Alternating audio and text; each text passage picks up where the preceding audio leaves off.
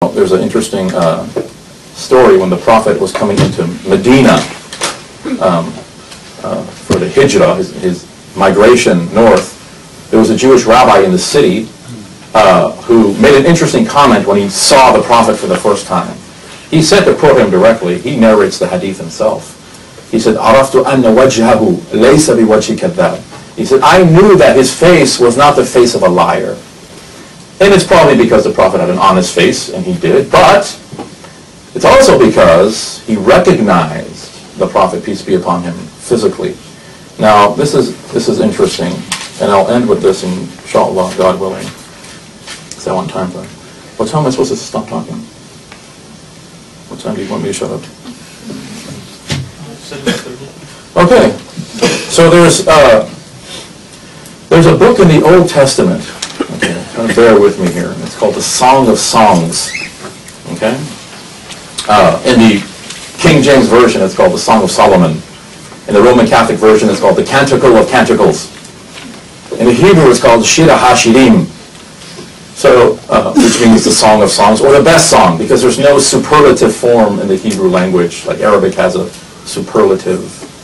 In order to make something superlative in Hebrew, you have to repeat it in the plural and precede it with a definite article. For example, the best king is the King of Kings, right? The best book is the Book of Books. The best song is the Song of Songs, the Shira HaShirim. Scholars believe that this poem was penned some 3,000 years ago, right? We're going to kind of use it as our anchor when looking at the Holy Prophet Muhammad, peace be upon him. So it begins, chapter 5, verse 10. Okay, Song of Songs. If you have a Bible, you can read along with me. But I'll be quoting the Hebrew because it's very interesting and it's very important that we study original languages. So it says, Dodi sach ve'adom. My beloved is white and red. So one of the titles, the most exalted title of the Holy Prophet Muhammad, peace be upon him, in the Islamic tradition is Habibullah, the beloved of God. Just like Abraham is called the friend of God, and Moses is called the Kalimullah, the one who spoke with God. Jesus is called a word from God. The Prophet is called the beloved of God. Now, there's a genre of Islamic literature called the Shama'il.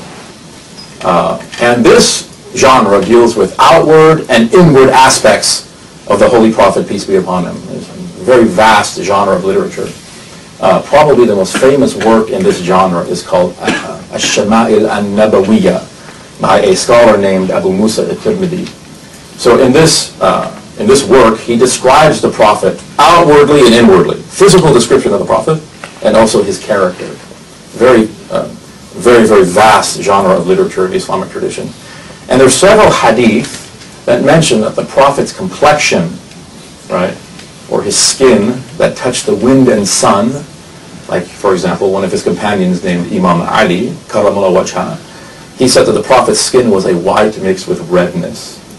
So the Song of Solomon says here in chapter 5, verse 10, Dodi, my beloved, Sakhve Adom, is white and red. Dagul Mervava, chief amongst 10,000. Now this is interesting because this idea of him being chief amongst 10,000 is also found in various Jewish apocalyptic literature, like the book of Enoch. It's also mentioned in the book of Daniel. Book of Deuteronomy mentions someone coming from Mount Paran with 10,000 saints and a fiery law in his right hand.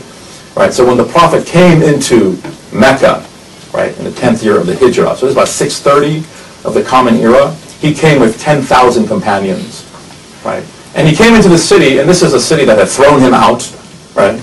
They had been actively fighting him for over 20 years and tried to kill him, and have killed successfully many of his companions and family members. And he came into the city, and they knew that he was well within his rights to take vengeance. So he called everyone out of their houses, and he stood up and he said, "La tathriba alaykum al-yawm." There's no blemish upon you today. Yaghfirullahu lakum. God has forgiven all of you. So the Prophet's character is magnanimous. He forgives in a position of power. If someone's about to kill you, and you turn to your murderer and you say, "I forgive you," or may God forgive you. That's very noble. But imagine someone's been trying to kill you for over 20 years and has been killing your family members and companions for over 20 years, and now you're in a position to kill them and you forgive them. So the Prophet has magnanimous character. There was a battle in which the Prophet was participating in, called Ghazwat Uhud. And during this battle, the Prophet suffered injuries to his noble face. There was blood streaming down his face. And the companions saw him in the thick of battle, and his hands were raised. So his companions thought that the Prophet is cursing his enemies, and that he's calling down for the angels to come, and so on and so forth. And they heard what the Prophet actually said. And the Prophet said, and it's recorded, Allahumma hdi qawmi, fa innahum la ya'lamun. God, guide my people, for they don't know. Even in such circumstances, the Prophet preferred the guidance of his people, right? And this is something we hear a lot about Jesus. Father, forgive them. They know not what they do. But we never hear that about the Prophet Muhammad, peace be upon him. We always hear that he's a warlord or something like that. And why is that? Right? So we have to do our own research, and this is very interesting. So then it continues. I'm running out of time here. I want to leave some time for questions. It says Rosho Ketempaz. Back to the Hebrew of the Shira Hashirim. His head is like gold. Kavutsotav tel talim shochorot ka'urev. His locks are wavy and black as a raven. So again, according to Shema'i literature, the Prophet, peace be upon him, had neither straight nor curly hair, but wavy.